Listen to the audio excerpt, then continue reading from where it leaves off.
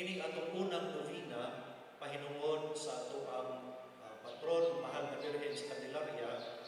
Ang Birhen nagdala og kandila, simbolo sa kahayag. Paninumduman nako nga ang kahayag dili si Maria, si Jesus mao kahayag. Laro na ito nadaan, no? Si Maria dili mao kahayag, apan si Jesus mao kahayag. Si Maria mao ang magdala o magtudlo kanato aron mas mapaduol ta sa kahayag nga mao si Jesus.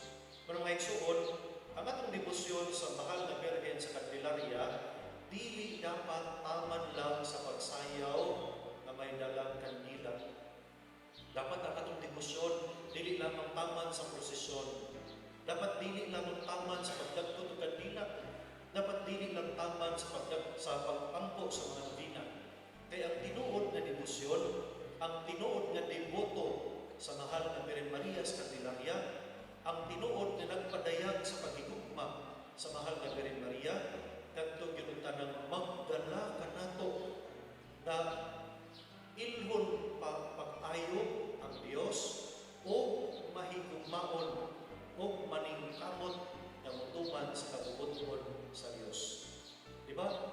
Ang atong paghigugma sa mahal nga Birhen Maria magtungod nato nga maningkamot nga tumanon ang tanan nga sugo sa Ginoo. Di ba? Kay para asa man day tanan natong pagpaningkamot nga higugmaon mahal nga Birhen Maria. Di ba? Ang intensyon gani sa mahal nga Birhen Maria nga kitang tanan mapaduol ngadto siya anak. Dili ba angay sa dinatong pamalandungan? No?